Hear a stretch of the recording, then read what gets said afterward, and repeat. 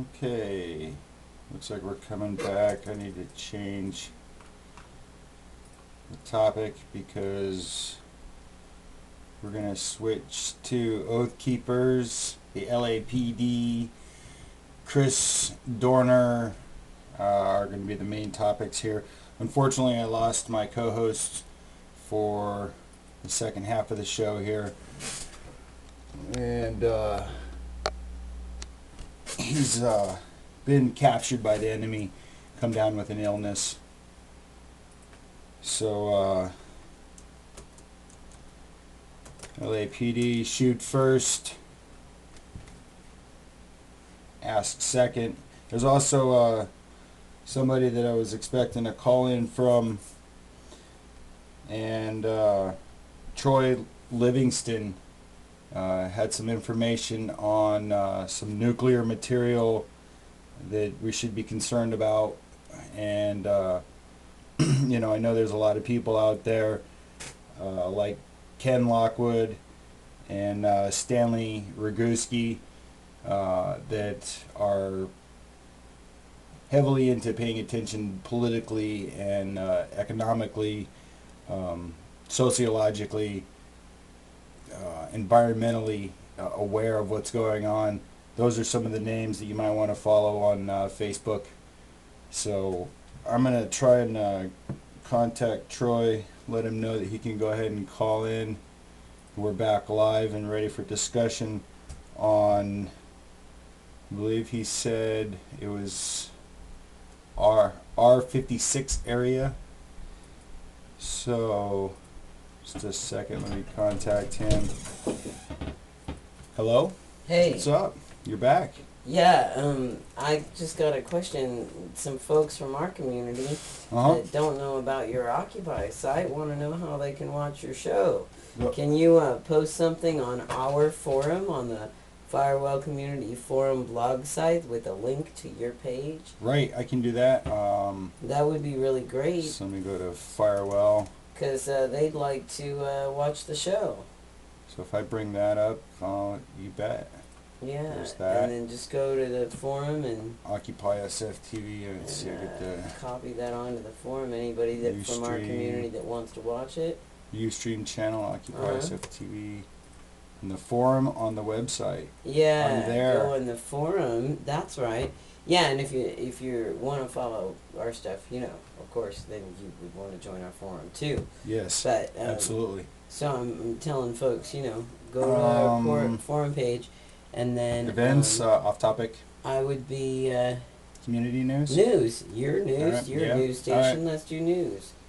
So then you start a topic. Let me sign in under my. Why is that? I'll have to sign in with a different name. Give me a second. Oh, okay. Well, you know. I think that might be my only option. Just a second. Okay. Whatever you Multiple accounts. I wanted to sign in under the right account. Okay, well. Maybe I should have stayed logged in. Facebook. I've already done this, but maybe it's doing it again under. It wants to make sure that it's you. Or something. Yeah, trust me, I'm me. Alright, so that's. Okay, so. Looks like that's logged in. Okay. News. Yeah. We need a news blog post. Start a topic. Yep. I'll put a. Oh, somebody's calling in. Yeah, that's.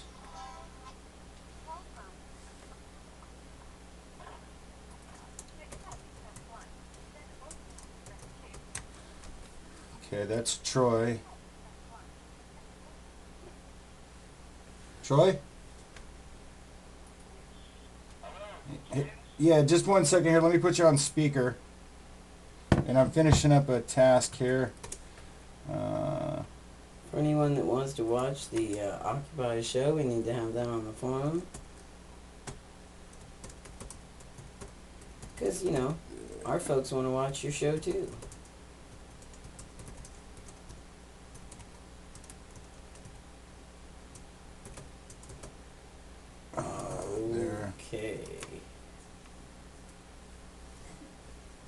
go. I could have made it prettier. It doesn't matter. It Subs- serves its purpose. And Yeah. post the topic. That'll work. And that'll work. All right, cool. I don't Thanks, usually man. use forums, so that's why I'm so slow on that. Yeah, that's not a big posted. deal. Yeah, Not so a now big they deal. all know. Yeah, very And good. I also very posted good. that in the Stone Suit Sunday that I was going live, so they should be able to find it there and on the Occupy the Odyssey Facebook page. Very good. There's a whole bunch of links. I'm still trying to get all the links put together. But All right, there's a whole no bunch of- problem. Cool, right on. Thanks. Thank you. You bet. Here, I'll You close can always this use one. more viewers, right? Spread the Yeah. word, spread the love. Thanks. We'll see you. So where was I at? Troy, you there? Hello. Hey. How you doing tonight? How's it going, Tim? I'm doing great. Let's see. I'm gonna put the phone over here closer to the mic so that the conversation can be heard. If that's all right with you. Yeah, that's great. Awesome. We were talking a little earlier, and I know that you're heavy into activism, I guess it would be. Yeah, for anti-nuclear movement, I have been a strong supporter of anti-nuclear movement ever since Fukushima began in 2011. Right. That's something. Sorry. Go ahead. What was that? Go ahead. You were talking. I was just gonna interject real quick there that I have a friend that's very heavy into it. Mike Zint. You can find him on Facebook. He also has the Occupy San Francisco CA Facebook page, and he does a lot of research on the nuclear activity since Fukushima. He's noticed there's been increases in radiation levels. Oh yeah, there's increase of radiation levels all across the northern hemisphere, and even down in the southern hemisphere there's some. But no, the Fukushima Daiichi nuclear plant is the world's worst nuclear disaster. Is the world's worst environmental disaster. We're talking about an infinity of contamination here. Billions of years with plutonium. Plutonium pellets were ejected miles out of reactor 3, the MOX plutonium reactor. That was the biggest external explosion. And if it went miles on land, they're finding these pellets. You can be damn sure it went into the Pacific Ocean. And the Pacific Ocean is only 200 meters away from the reactor. And they were laying down concrete in the bay right outside Fukushima in the ocean to try to shield the radiation so boats and the barges could come in. There was fuel assemblies and fuel rods splattered around the Fukushima Daiichi site after the reactors blew. And they knew before the tsunami came in that reactor 1 was a meltdown. But they lied for 3 months. The nuclear industry, the USA knew. USA wanted to evacuate past 300 kilometers or 300 miles, in Japan. And they were also talking about getting all their Army personnel off there. Now there's 70,000 U.S. Navy personnel that have been exposed to harmful amounts of nuclear radiation. And some of them have gotten together and they're filing a lawsuit against TEPCO and the nuclear industry. Yeah. Just as what's happening in Japan, the public is filing a lawsuit against the TEPCO and the government for saying that there was no meltdown for 3 months and not evacuating people that they should have. Yeah, it's been a real concern of mine what happened over there since it happened, and knowing how deadly radiation is. Basically, I see this. Some people will even talk about HARP being used for this instance, or other instances. That's another topic. But the danger levels that we have now, um, it's killing us. Or a lot of people that have been radiated, we're already dead. We don't know it yet. You know, the Pacific Ocean. Walking zombie type stuff. Yeah, well, the zombies. You're not a zombie, and I'm not a zombie because we're aware of what's going on, and we're doing what we can to try to help make other people aware, and maybe we'll save the human race. Maybe we won't. Maybe we're already doomed. But you know, with the, I got sidetracked there. Hold on a second. Let me get back to my notes. There was the danger level of seafood being radiated and being sold, not in Japan but here in the United States, is something that a lot of people aren't aware of, and is happening. Oh yeah, well, U.S. and Canada both are having huge media blackouts on this. Absolutely. It should be all over front page news. All the food in U.S. and Canada has Fukushima in it. Yeah. Within the first week of Fukushima, all in the seaweed in Vancouver, the university was testing the seaweed, and there was 800 times above normal iodine within 1 week, right off the coast. There was people in Seattle were breathing 5 hot particles per day in the month of April 2011, and if they exercised, they were breathing 10 hot particles per day. And in Japan, in Tokyo, they were breathing 15 hot particles per day. So it didn't go down very much, and the jet stream, the wind, the prevailing winds always move from west to east. So that's over Japan, over Pacific, over us. Absolutely. And that only takes about 3 to 5 days to hit our coast. And everywhere 10 days downwind, we got lethal doses in the air. Everywhere after that, it got rained out. Now, Chernobyl was one reactor. It burned open for 14 days before the fire was put out through lead and sand and boric water. But then they sealed it under a year later. Now 1.5 million people are dead. 77,000 square miles of land are contaminated, and 7 million people are negatively affected today.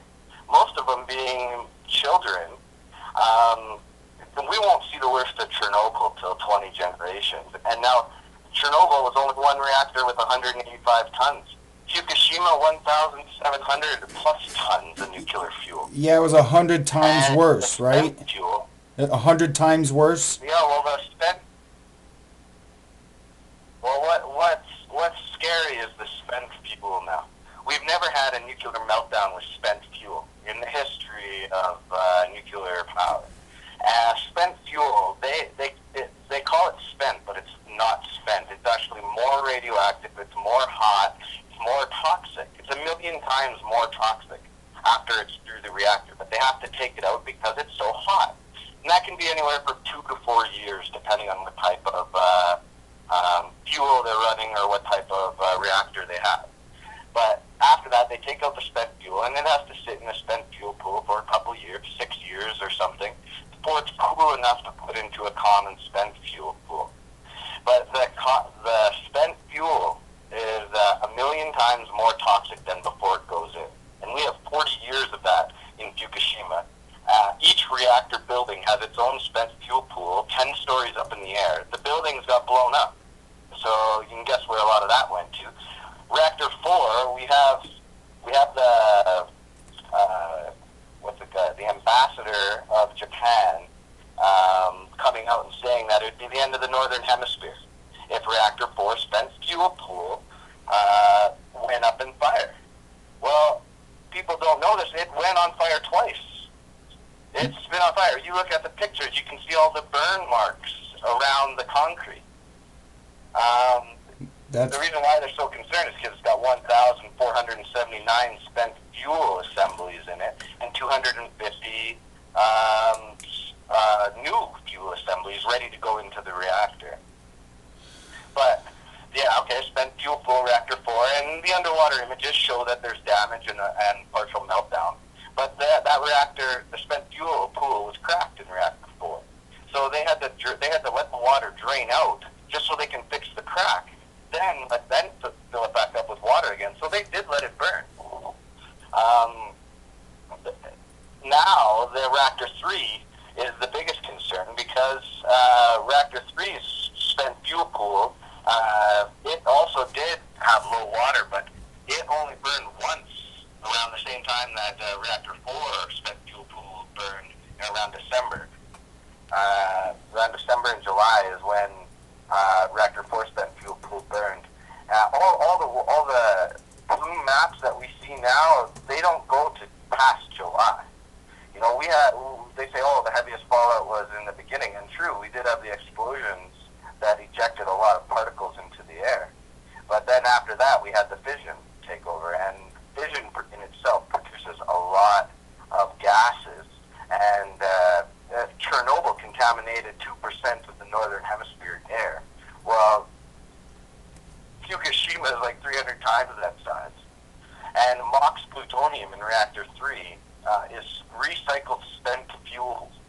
So it's about 2 million times more toxic than the nuclear fuel that was running inside of Chernobyl. Reactor 3 in Fukushima. Did you say 2 million? Did you say about 2 million times more deadly? 2 million times more toxic. Toxic. Toxicity. Like here, you can compare arsenic and cyanide together. They're both toxic, but they have different toxicity. Sorry about that. My phone is getting tweets, and I don't know why it keeps beeping like that. But you were saying, basically, though, that there's a problem there that they're not saying on the news media. And I was just curious. Do you know of the Georgia Stones? Who? The Georgia Stones. If you look them up on Google, there's stones that have inscriptions on them that the Illuminati, want to reduce the population to 500 million or no more than. Oh, you're talking about Agenda 21? Is that another name for genocide that the Illuminati have for the general populace and enslavement? Well, yeah, you got Obama there. He's one of their puppets, right? And he's pushing Agenda 21. He's the one stripping all the Americans of their rights. You know, he's making rules after rules, making it. Anyways, no, the Fukushima is where is what I'm interested in talking about. Right. There's this thing called immune system disease after Chernobyl. And we are seeing that happen across Canada and USA right now. There has been outbreaks and flus and colds, and people in U.S. Along California are reporting their hair have been falling out. I'm sure. And they've been getting sick more than normal, especially their kids. And after Chernobyl happened, there was a 500-fold increase in people dying of pneumonia and cold-related illnesses. Now, because of the suppression of their immune system, and now we're seeing this. They called it Chernobyl AIDS, but now we're getting this thing. It's happening with Fukushima now, and there's more people getting sick, and it's worse. Now they're going to blame disease. They're going to blame viruses. They're going to blame everything. The pharmaceutical company will use it to push on. Well, that's the whole agenda there, is to make. Well, I'm sorry to interrupt. That's the whole agenda there, is to make money off of the populace while always gaining and retaining power. So I mean, we've moved to a stage where there is no enemy like the communists or they use terms like the Taliban or the terrorists. That's to keep people in fear. That's to keep people so that they, it's a mind control. It's a mind fuck game that they're playing. That's our enemy. What's that? That's our enemy making propaganda. That's our enemy making propaganda and making ghosts for us to fear. You're right. But our enemy are the bankers, the Rothschild absolutely that run Israel, that run the Vatican, that run the monarchy, Mm-hmm. And they just set it up and make these wars. And I'm convinced that the Fukushima disaster it's proven that they've already said it. It's a man-made disaster. This could have been avoided. Absolutely. Totally man-made. Well, But what people aren't realizing is that Fukushima is timed with the financial collapse of the world. We are going to see Japan is the third world's largest economy. okay. And right now, they're in denial of how bad the nuclear contamination is. I mean, Tokyo, with 30 million people, they're living in a contamination zone 10 times that of the mandatory evacuation zones of Chernobyl. And now we look at the outside the mandatory evacuation zones of Chernobyl, and we see 90% of the children in those areas are sick. And that's America's future right now, my friend. We have something hundreds of times bigger than Chernobyl blowing 3 to 5 days downwind from us, and Chernobyl had. You look at the maps of Chernobyl; it contaminated a lot of land because the air kind of blew up north and south and north again, and kind of went in a circle. In Fukushima, they got the ocean. It's all ocean. It's an island, and so it blows straight. It's got no land to scrub against the air for it to scrub. And people say, "Oh, well, it's just plutonium. It's heavy. It's going to fall out of the air." Well, No. This stuff vaporizes and travels long distances, and it will be suspended in the air forever until it's washed out by rain or snow. yeah, stay out of the rain. We're Not nowadays. Like, this ship travels far. Absolutely. It's once it starts floating, out of its containment, it's radiation. I mean, People all up and down the west coast of Canada and U.S. reported tasting metallic taste in their mouth. Arnie Gunderson reported on that back in July of 2011. I lived in Vancouver. I was carrying my 8-month-old child into my house, and when I was in the house, I asked my girlfriend, I was like, "Do you taste that?" "I taste sulfur." And she said, no, she didn't taste it, but I tasted sulfur. And I was like, wow, that's weird. And I remember putting my baby down there for sleep. It was afternoon. And I was like, wow, that was really weird. I'm tasting this metal taste in my mouth. But then a couple months later, this was in April, I tasted it. Then in July, Arnie Gunderson comes out with this information. Because they dumped ocean water onto those reactors, they created sulfur-14. And people tasted this all up and down the West Coast. I wasn't the only one. And ever since that point in time, I knew that we were being lied to. And then I started looking a little closer. When outside, during the rain, after Fukushima, in Vancouver, it rained for a month. Till March to mid-April. It rained for a month straight. That's never happened before in the 8 years I lived in Vancouver. But okay, it rained for a while. So People said that they seeded they cloud seeded over the Pacific, trying to get it to rain out.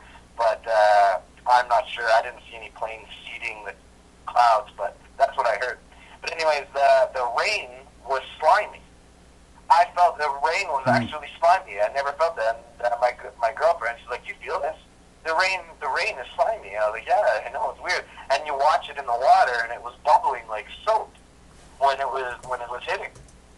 And online, I could see people in Manitoba saw the same thing, and people brought their Geiger counters out. And this guy named Connecting the Dots, he did a trip right across Canada, and he sampled rain right from British Columbia to Quebec. And he was really great, but the government made him take down his video, or they shut down his website. But he's got another website, Connecting the Dots, to YouTube. Yeah, you can see it. He doesn't do much about Fukushima anymore, but he went across Canada, and I gave him a couple $100 to do that too. And so did other people. They donated to his cause. But he was reading 1.89 microsieverts or millisieverts in Red Deer, Alberta, I think it was, right outside Red Deer. During that time, I think that was his highest reading. And then another guy had 21,000 CPM in Toronto. 21,000 CPM in Toronto. Holy shit. That's Anything deadly. over 50 CPM is anything over 100 CPM is alert level. Anything over 300 CPM. And that was at 52,000? 21,000 CPM. Right after a rainstorm, he wiped his solar panel. And I still got the video. I posted the video on my Facebook, actually. I got a big treasure trove of videos and pictures there that I've been collecting ever since Fukushima began. Okay, great. So you have an archive of videos that people can check out. Hello? You there? Yeah, I'm still here. Okay, so you have a collection of videos that people can check out that show like a Geiger counter? Yes. It's Troy Livingston, Duke the Hazard on Facebook. So, And I got a little yellow head, and I got about 8,000 pictures, and yeah, I don't know, around 160 videos, all to do with radiation, a little bit about Chernobyl, a little bit about, I just posted a video today about Sim Valley. That was a nuclear meltdown that happened in USA. It was the biggest nuclear meltdown to ever happen in the USA, and most people don't even know about it. They think 3 Mile Island was the biggest nuclear disaster in USA, but in fact this was quite a bit bigger. The exact number I forget. I posted it next to the video, but it's quite a big nuclear disaster, and the government lied for 20 years. That Sim Valley nuclear meltdown was hidden. It didn't come out until 20 years later that this sodium reactor actually had a meltdown. And yeah, so that you know why this was in the 50s that this melted down, right? And then 3 Mile Island happened in the 60s, and it was in the 80s that they figured out, or the 70s or 80s, that they figured out that the Sim Valley, there was a meltdown there. And it was way bigger than 3 Mile Island. And 3 Mile Island, there was lies. Like, look at the media all after 3 Mile Island. It was all lies from the government and the nuclear industry. of course, Look but at Chernobyl. they always Chernobyl was all lies. they always lie. That's all they've been doing. And still is today. They only claim 36 people have died from the nuclear disaster. But How many?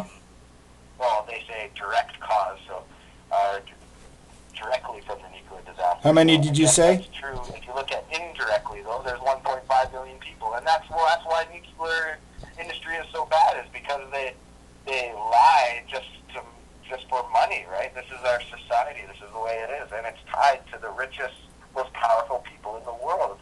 You follow the money of nuclear, you're gonna get to the energy department and who rules them, and the bankers, and the military-industrial complex. I mean, it's all to push their depleted uranium now that they can make weapons with and sell it, and that's leftover nuclear waste from enriching uranium. Then they take the uranium, after it goes through the core, it's plutonium, because the fission turns it into plutonium. Now they have all this plutonium that they can make bombs with, or, because plutonium, it's not found anywhere in the world. It's completely man-made. Right. The most toxic substance known to man. Well, And they found lethal doses of plutonium in Lithuania after Fukushima happened. And in the air. Lethal doses. That means it traveled over the Pacific, over U.S., Canada, over the Atlantic, and over into Europe for that to happen.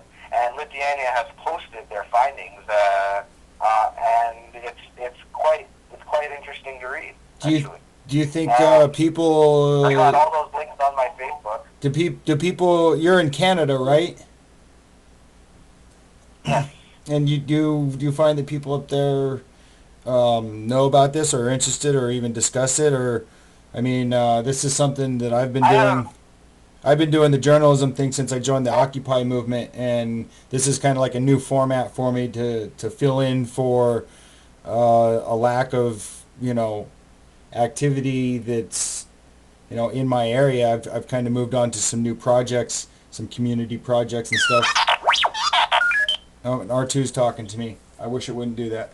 Um, but I think that talking about things like this and getting out, here in the United States, a lot of people are either A, unaware of it. Um, there are the activists that I know of, but it doesn't seem like I've seen a whole lot of massive gatherings. I think there needs to be a lot more footwork on the people that are activists and active communication and letting people know how dangerous and deadly this is, and engaging in communication dialogue, not argument, because there's some people out there that aren't aware and they don't want to know, but you have to continually talk to them and let them know how serious it is, and give them like a link or something to go to where they can find that information and see that it's true, because people believe things when they see things, right? But you got to keep telling them these days because they've been lied to for so long. People have been lied to for so long. All they have to go is, sorry. No, go ahead. All they have to go as far as Chernobyl. And if they look at Chernobyl 25 years later, I mean, we got 7 million to 8 million people sick right now. 90% of the children there are born sick. The problem with this nuclear radiation, or the fission isotopes or byproducts, they mimic natural minerals that life needs to survive. So this cesium mimics potassium. Potassium is a fertilizer for plants. So when the cesium rains out onto the ground, the plants suck it up and grow really big, like they've just been fertilized. That's why there's this thing called gigantism with plants after a nuclear meltdown in the area. But anyways, they get really big, and now potassium is vital for all our organs. All our cells use potassium, especially muscle cells and the heart cells. So kids, when their heart is the size of their thumb when they're a baby, they absorb a little bit of this cesium, and it goes into their muscle, their heart muscle. Then when they grow older, their heart turns into the size of a fist, and that hole becomes bigger to the size of the thumb. So then it's called Chernobyl heart. All these kids got cardiac problems, big holes in their hearts from the cesium. Wow. So how did you? Sorry. I was going to ask you, where did you get most of your information, or how did you? I mean, you obviously got involved in looking into the nuclear issues once Fukushima happened, but you find it online. I am. Well, everything's online, right? Right. Or are you a professor? I'm an industrial. I'm an industrial millwright and a power engineer and an instrumentation technician. I got a good understanding of. So you have degrees. Mechanical. Okay. You have some degrees and stuff. You've had a significant education, it sounds like. Yeah. I have all my 20s been going to school, and I still do some school now in my 30s. But right. Power engineering and millwright is my main focusing now in my work. But that allows me to look at pictures at Fukushima, though, and understand their schematics. Understand because of my industrial. I have over 10 years of experience working in industrial industry, and not a nuclear industry, mind you, but still, I am able to learn. And so the first thing I did is I read about nuclear disasters and how it affected people and the size of them and their releases. I mean, this was very important. And the best book that I've seen so far is Chernobyl: Consequences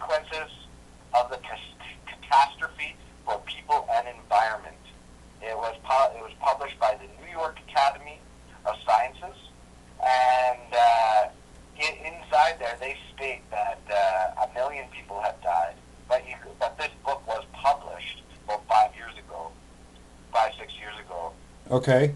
So and yeah, so it's an older book, but 5 or 6 years the new ago is an numbers older that are book. coming out, All right. yeah, it's an older book, but it's so far the best book because 4,000 papers from 2,000 different scientists uh, from Russia or Ukraine area. All these papers were translated into English and put into a book, and it is just a fabulous book. It says a lot. It even talks about the immune system, how it was hurt with people around Chernobyl area, how they were getting sick, and they called it Chernobyl AIDS. And it's the same thing we're seeing now in Japan. People getting sick, gastrointestinal problems. They're having a lot of coughing, like bronchitis or pneumonia, or they puke or they bruise easy. The chronic fatigue is huge. People losing their hair, eye problems. The list goes on. That's why you can't just. It's so hard to pin these problems on nuclear energy because they say, yeah, prove it. Prove that because the mayor of Fukushima was bleeding from his asshole, and they had to bring him into the hospital, and he is terminally ill right now with acute leukemia, I think it is, and they say it's not from Fukushima, the disaster, the nuclear disaster. But how is that not possible? I mean, you don't just bleed out of your ass for nothing, and a lot of other people have reported that same symptoms there. And the emergency rooms are filled with sick people. Tons of people have died, and you don't see none of this on the newspaper. It's crazy. There was Absolutely. a 35% increase in baby mortalities in the west coast of British Columbia the month following the Fukushima disaster.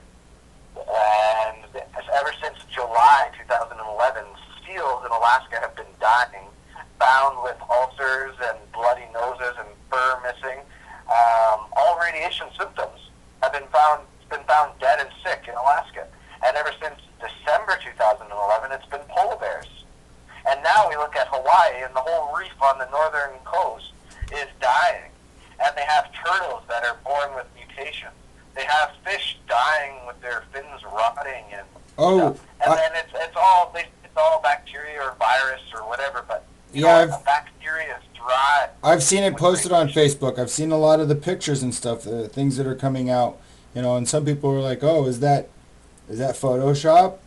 And like I said before, my friend Mike Zint from Occupy San Francisco, he's heavy into the same thing that you're into, and he's saying the same things to me, and I'm finding the same information on the internet, and I'm glad we're talking about it and sharing the information, and what the information that you have, another first-hand account. I mean, you're in Canada, so that's another report, and I think that networking between people like you and some of the other people I mentioned earlier, like Stanley and Ken,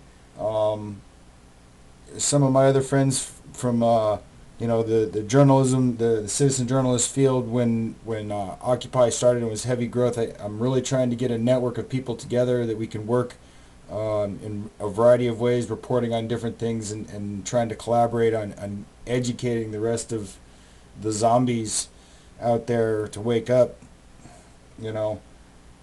But I want to. Well, there's a lot of issues. There's a lot of issues with Fukushima that even people covering the disaster can't even believe. We have buckyballs. The what? Buckyballs being made when salt water is introduced to the nuclear fission reaction. So when they dumped by helicopter salt water under reactor 3, the MOX plutonium reactor, 2 million times more toxic than Chernobyl. When they were doing that in March, they were creating buckyballs. It's a crystalline structure, it's a little nanoparticle. Okay. And it can encase the nuclear material and carry it farther in air and water. And that crystalline structure stops the particle from disintegrating. So it will last longer. It'll take longer for it to decay. And instead of the particles clumping together and falling out, they don't clump together. So they stay tiny little nanoparticles, and they travel long distances. So this is a great concern that they added salt water to those reactors, because not only is the salt water going to become corrosive, and those containments that nuclear lava or corium is sitting in is going to be corroded away just from the salt water, let alone that 2,000 degree nuclear fuel that has been burning through it. Right. So we have weaponized nuclear fallout here. If you were to have anthrax, a handful of anthrax, throw it up in the air, you'd kill everyone downwind 100 miles, say. But if you weaponize that anthrax, you'd kill everyone 10,000 miles downwind. So this is what they have done with Fukushima. They have weaponized it. Well, yeah. They dumped salt water on reactors. Well, and if you check my video, you can see a video there. well, you think they didn't do it on purpose? They did. They did it on purpose. I mean, it's part of the genocide. Oh yeah. Well, they tried. It was either that, or they were going to have a fire, a spent fuel pool fire, and which they did have. Anyways, they had to evacuate because dumping the ocean water on it was useless. They had missed by a mile. They couldn't get the helicopter close enough on the top of reactor 3 to dump the water there properly. It went everywhere. So that was a totally useless attempt by them. I'm sure it was. Just using nuclear material. We've had the technology for a long time to use, Tesla's inventions and dynamo, things like that, free energy for a long time. And, the oil barons, the bankers, the banksters, they just, they don't care if they kill future generations. They don't care if they kill future generations, Free energy. I gotta laugh at this free energy thing because you don't like everybody has free energy. Everybody's peeing. Everybody's taking a shit. Everybody has food leftovers. That's all energy. Right. They just throw it away. If you were to put that into an anaerobic digester, you'd be able to create methane and burn it. You'd be able to put your grass clippings in. Anything organic. So you have what was it you called? Say that again. You were kind of breaking up. What kind of? An anaerobic digester produces methane from organic compounds like pee, poo, leaves, grass. Okay. Whatever. Anything organic. So that's just yet another free energy source. Burn the methane. Yeah. Everyone has free energy. But do we want to be burning methane? I mean, I kind of like the idea of getting off of burning fuels to pollute the air. Where I mean. Well, you take. Well, okay. Well, you can think of it like this. Then you can take your table scraps, throw it in a garbage bag, and put it into a landfill where it's going to produce methane. Right. And with methane is 20 times the greenhouse gas of CO2. Or you can take that energy or that food scrap that you're throwing away, and you can put it into an anaerobic digester. You can produce a methane gas from bacteria that live inside the anaerobic digester and burn it in a normal gasoline generator. Just have to change the air intake to 20 to 1. So you have more air per fuel flow. And you can burn that methane, though it's better if you can filter out the CO2 or H2S that's also developed in the methane production process. But that's free energy right there, my friend. I like it. That's great. Aquaponics. Why are more people doing aquaponics, right? Aquaponics? Anyways, Fukushima is the... Yeah. Yeah, we could digress onto a lot of different topics, and I'm really glad that you're open to that.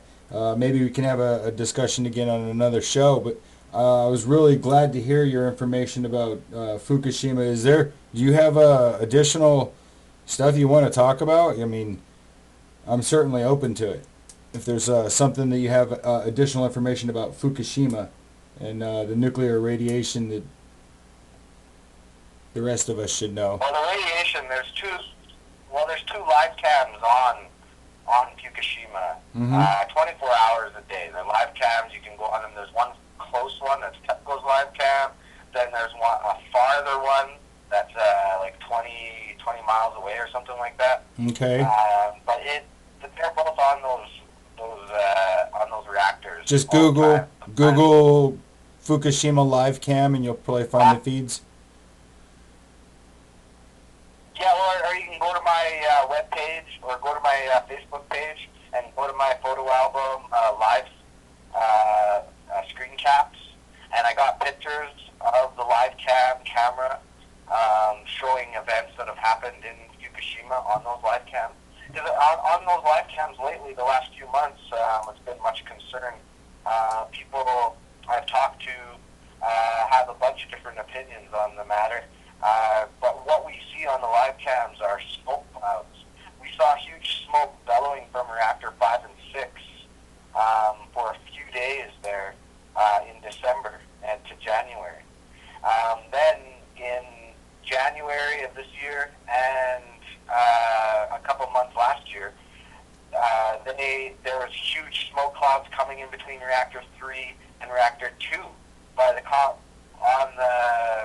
on the one side there beside the east side of reactor 3 and the south side or north side of reactor 4.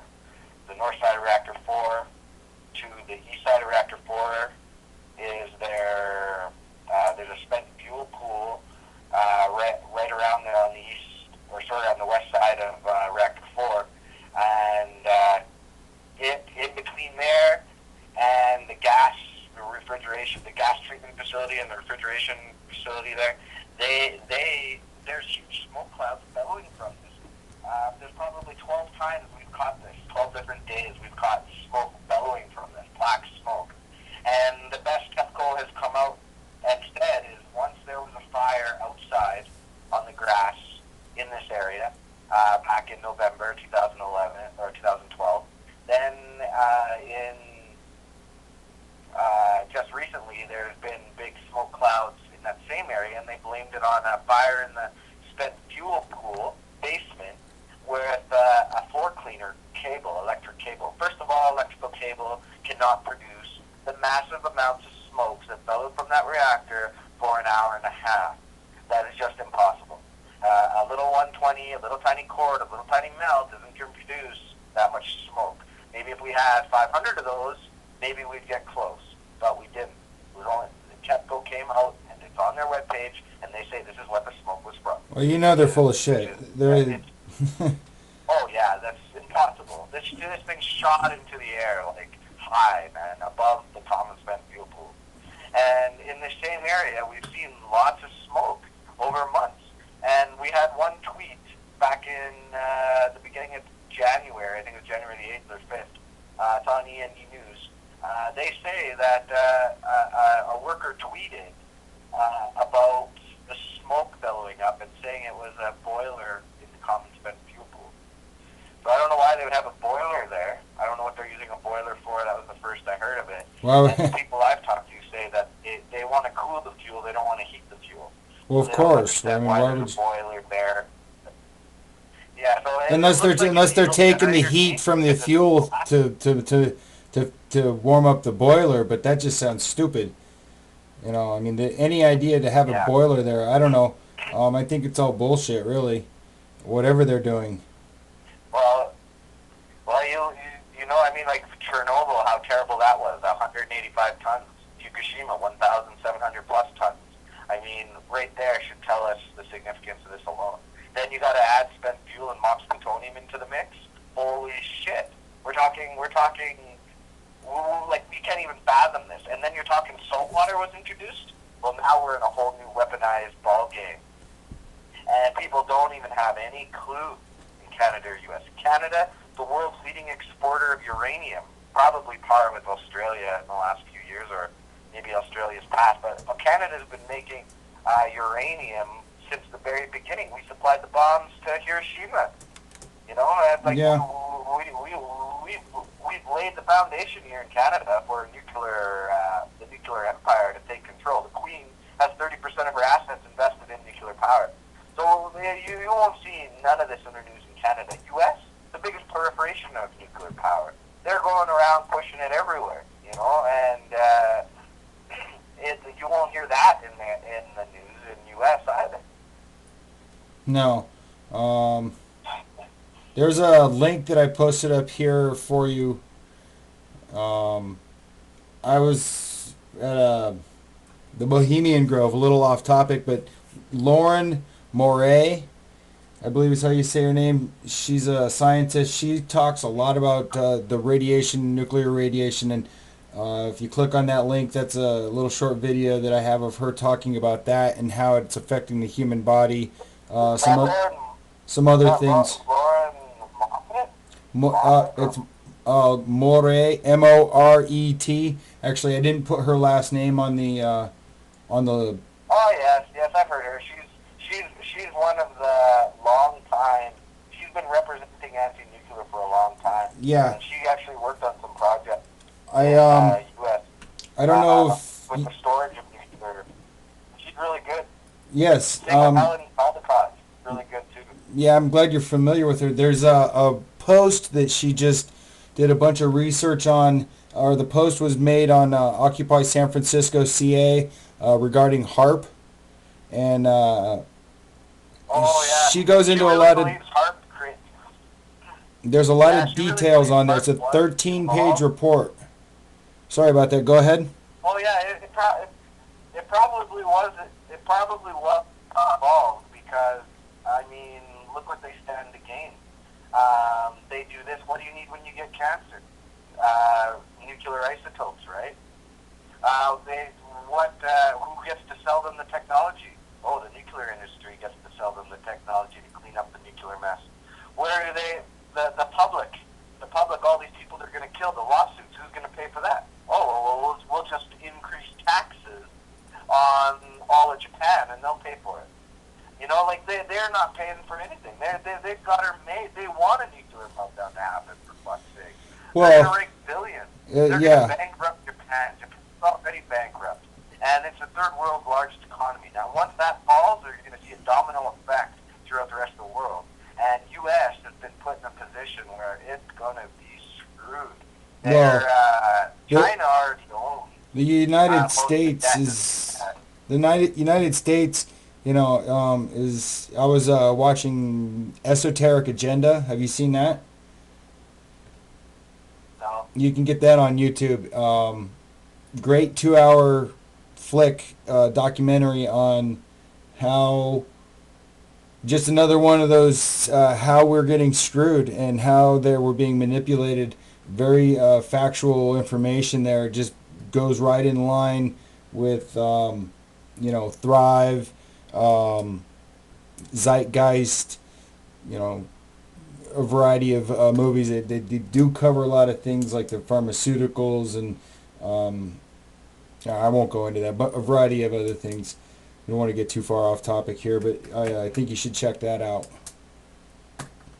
when you get a chance. Yeah, you bet. I want to tell all your listeners right now that in the United States that the food grown in the United States outside, not the stuff in greenhouses, but the stuff grown outside is not safe, and that the government in the United States has done a great job at concealing life-saving information from the people of the United States, and in Canada is doing it as well.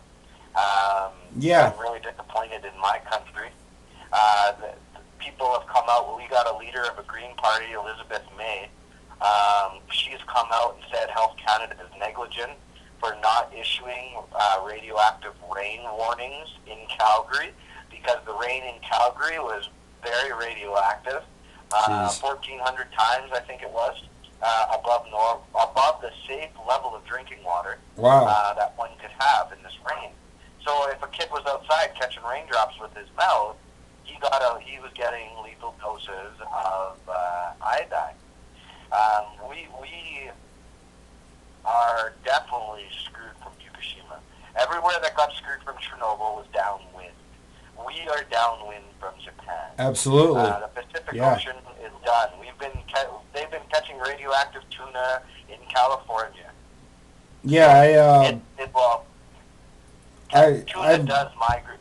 Tuna do migrate towards Japan and back in a year, so that's probably how it got so contaminated. But still, food travels around. Right now, we've got radioactive birds.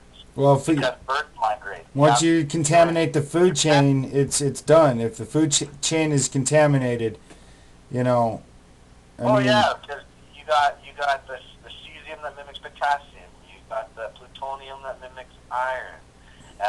You got the iodine that mimics iodine. And the thing is, though, is it's going to get worse because when you have a food chain that's you know, as I've talked to some of the even Tesla Society, a friend of mine, Belle Starr from Occupy San Francisco, she's heavy into this kind of study for years. She's I can't remember all her degrees, but we won't go into her specialties. But the food chain, we had this discussion about how the food chain starts in the ocean at the micro levels, and if those micro levels are radiated, and radiation, it's not like once it's gone into something, you were saying that it breaks down, but the time period that it breaks down is thousands of years. So a particle that's eaten by or just contained in something, it goes through those levels of being eaten all the way up to, say, something by a shark, and we eat a shark, you know, because I eat shark. Oh yes, it's bioaccumulative. It's bioaccumulative, and that's what makes it. Thank you. That's the word, bioaccumulative. Look at cyanide for example. A match tip worth of cyanide will kill a person. But though, if you were to break that into 1/4, you could have cyanide tonight. Your body would filter it out. You'd piss it out. Then next week you could have another 1/4. Your body would filter it, piss it out. And every week for the whole year, you could have 1/4 of a match head of cyanide equaling to a couple match heads worth of cyanide. But if you were to have one match head alone, it would kill you. But because you can break it up during a period of time, it's okay. But not with isotopes. These nuclear isotopes are accumulative. Your exposure to it is accumulative. So they're bioaccumulative. It continues to add up. So a little bit of exposure here from Chernobyl, a little bit of exposure here from bomb fallout, and now all of a sudden we got Fukushima. Well, now we're talking about the end of the northern hemisphere. You know, the end of the northern hemisphere. That's pretty serious. The slow death of the entire northern hemisphere, man. That is what is upon us right now. And they say, reactor 4, spent fuel pool will destroy the whole northern hemisphere. Well, we had that much fuel in the spent fuel pools of reactor 1, 2, and 3 combined. We had those went. You know, like reactor 2 burned up. Reactor 2 exploded towards the turbine building. When you look at it, you see a complete structure, but it actually did explode, and it's been leaking to the ocean, the Pacific Ocean, this entire time, and still has not stopped. And they don't know how they're going to stop it. They have put a net in to stop fish from swimming out, because fish travel everywhere, and like you say, they catch these fish outside of Fukushima because they're so big, and then they go and sell them down in Taiwan or China. Right. Say it's from there, right? So, or they come to U.S. Say it's from U.S. But no, it's the air. You're sampling the air in Seattle, Washington, during April 11th or April 2011, and there was 5 hot particles the average human was breathing, and that was a test through air filters from Arnie Gunderson, and so if that was in the air, you can imagine the rain that falls is going to be more concentrated than that air. Yeah, absolutely. So concentrated, the rain falls down on the grass, and there can be multiple rainstorms cleaning the air on that grass, and the grass accumulates this stuff. It sucks it in because it thinks it's a fertilizer, and it thinks it's good stuff, and so it's sucking it all in and getting big. Then and then cows come along and then eat all that grass. So then you have these cows that are way more radioactive than what that air was. So we see the air, how contaminated the air was coming over here, and I just think, holy shit, like this still has not been resolved. And I watched on those live cams for 6 months those reactors billowing steam and smoke. Yeah. And they only have radiation forecasts. Every single radiation forecast that has been provided by official sources only show a max 3 months. And they say the worst has been done, now it's done, and don't worry about it. Then by 2011 December, they declared a cold shutdown. Yeah, well, you know what the definition of a cold shutdown is? Is when the core temperature, where the core should be, the temperature is below 100 degrees Celsius. Well, when the nuclear lava melts out of the core and into the basement, or through the containment and into the basement, Yeah. of course the core is going to drop temperature. And they'd say, oh, a cold shutdown, and then, they used that, and then you never saw it again on the media. They thought it was all under control and everything's good. Well, Meanwhile, it's just getting worse and worse and worse. We have reactor 4 is leaning. The spent fuel pool is leaning. They got about half the spent fuel pool still intact or still there that could burn still. yeah. Well, hey, Troy, I hate to interrupt you. I was just looking at my time. We're a little bit over an hour. And I'll tell you what, I'd love to talk some more. I was going to take a quick break, get a drink of water, probably like 20 minutes. We can come back and talk about this some more. But I also wanted to talk about, I'm sure you're aware of the mass shootings that are going on. LAPD's manhunt for, Chris Donner, or Dorner.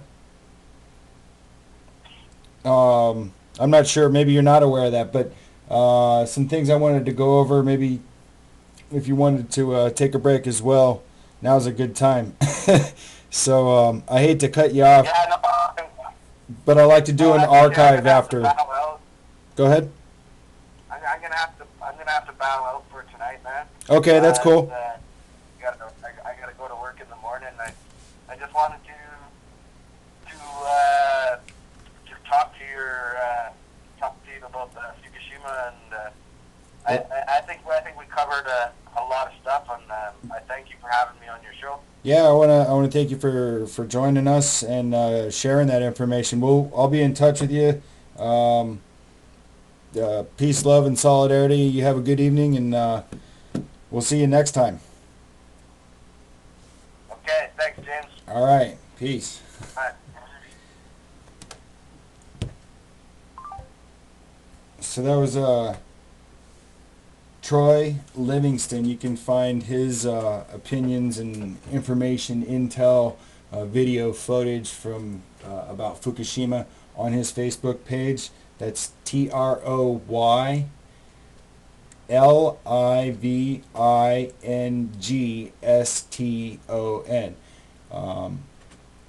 Great information there. Something you should share. I'm sure it sounds like he'd be easy to friend on Facebook for gathering that information. I want to thank the viewers for joining us. I'm going to take a short break, and I'll be back. If you guys are ready for it, we're going to get to some hot topics. Mass shootings, the Chris Dorner, mind control, drones, manhunting in the United States, and I do want to talk about Abby Hoffman as well, a revolutionary. Google it while I'm gone. I'll be back.